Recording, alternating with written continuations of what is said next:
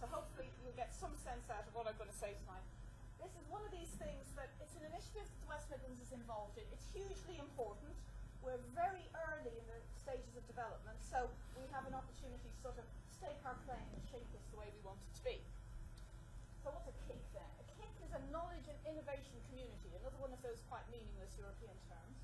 But it's run by an organisation which is a subset of the European Commission, the European Institute of Innovation and Technology, based in Budapest.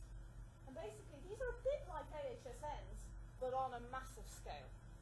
So they're partnerships of industries, universities, public sector organisations, all who work together on big societal challenges for Europe.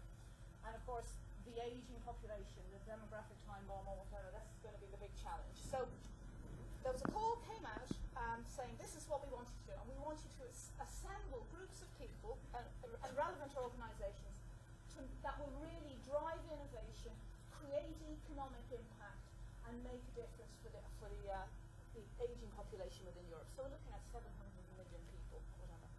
The things to bear in mind are that this is not a funding agency. I more look at it as a way of topping up on what you're doing already, because they provide an extra 25% on things that you're already doing.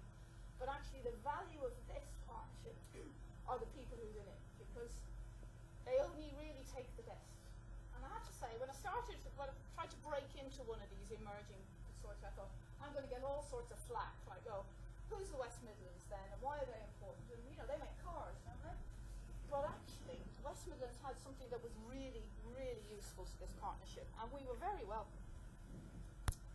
So, we know a little bit about KICs in the West Midlands. We have the Climate KIC, which is the one that looks at bringing companies with emerging technologies for sustainability together. There's one around ICT labs, which involves, you know, the big players like Intel, and there's one on InnoEnergy. So they all existed. We looked at those a bit to see what they looked like. But on the 9th of December, they rebranded them, so they're now called EIT Climate, EIT ICT, and EIT Energy. And the two new ones are EIT Raw Materials and EIT Health, which is ours. But the focus is still aging. And this is what it looks like. You know, we were told never to put slides up like that, but I'm afraid we couldn't make it any bigger. There are 53 core partners over 6 countries. They comprise, I said, some of the best in Europe. So within the UK now, for instance, we've got Oxford. Cambridge is only an associate partner, but we have Oxford and Imperial. But we've also got partners like Intel. These are people who we wouldn't normally meet.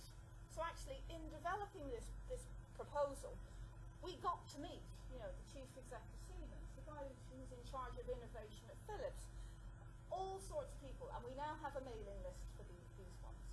So I think the opportunities for us are enormous, that we have a chance here to, we have a place at the top table because we're a core partner rather than an associate. So actually we need to grab this opportunity with both hands, use these networks to bid for some European money or whatever, but actually get in there and, you know, stake our claim for the West Midlands. We have big things to offer here, and very importantly, the thing they saw as particularly important here was the access to data and patience. So that's what they want to do with us. And I'm going to pass over to Susannah. Okay then, thank you. So after this wonderful, almost moving, colourful diagram comes more text. It won't bore you because I think the content will be created by a lot of you sitting in this room and people round the wider table. Our priorities and themes. What exactly does the Health KIC do? Because we were told to brand this, as Paddie said, the IET Health KIC. Health can mean anything. But for us, it's about healthy living, active aging, and all the healthcare systems and innovations, be they relating to drug discovery or the use of really innovative medical technologies, or not even medical technologies, but science and innovation from other disciplines and other industries that will help to support healthy living and active aging. There'll also be cross-cutting themes, and these relate very, very strongly to industrialization, commercialization, really understanding business, not as a means of just earning money and creating a better economy, but creating the better quality of life. And this was particularly exciting for me because I'm from Birmingham Science City, And something we do in terms of our science and technology innovation is obviously wealth creation. But the thing that really creates the buzz for us is wealth creation that also harnesses a better quality of life. So the cross-cutting themes, I've diverted because it's exciting for me. So cross-cutting themes, removing barriers to innovation for public health, for industry, for universities, leveraging talent and education, so that's leveraging the expertise and developing expertise of those trained at our universities, postgraduates, those who are at the sort of a post-registration stage of their professional careers, and also those within health, social care, and well-being, so care managers, carers, both on a formal and an informal level. And there's the exploitation of enabling technologies and big data. And if I could add to that, I think all data, be it big and or open. So what does this mean for the West Midlands? Paddie's already explained this. We are a core member. That means we are a key partner around the table with, as Paddie said, Imperial, Oxford, Cambridge, Newcastle and Trinity College Dublin within our node. And there are 6 key nodes, aren't there? Yes, and those are in Germany, France, the Benelux countries, Spain and Sweden. Okay, opportunities. What do we mean by opportunities?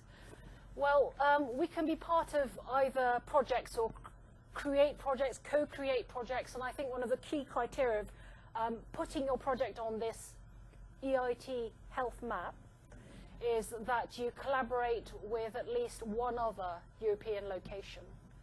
So it's demonstrators, it's about market testing, in terms of the benefits for you as individuals and for regional and national consortia, it's about raising your profile.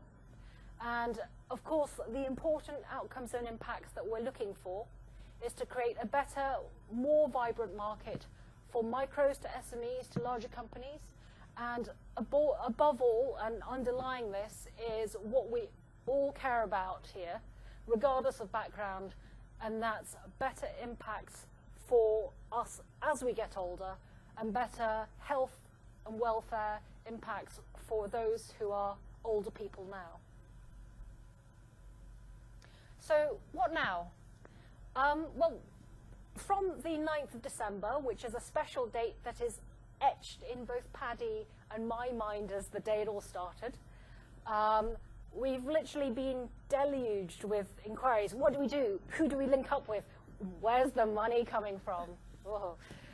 Well, okay, basically, let's say an elephant's gestation period is about 2.5 years. Any zoologists? Is that right? I don't think it's quite that long. I think it's sort of near 2 years or something, or 1.5 years.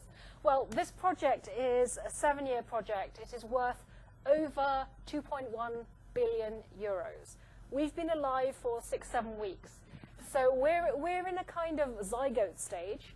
And what we're going to do is this Friday, we're working with the other key UK and Ireland partners to look at all the projects and all the key areas of expertise that we have going at the moment and our ambitions for the next 7 years.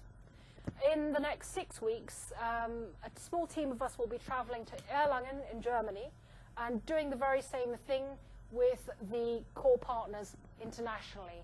Thereafter, we'll be able to determine how projects are assessed, which projects will go ahead, which partners need to be introduced to work together. So in some ways, it's quite a slow process, and forgive us for that. But remember the scale and also the diversity of the initiative that we're developing.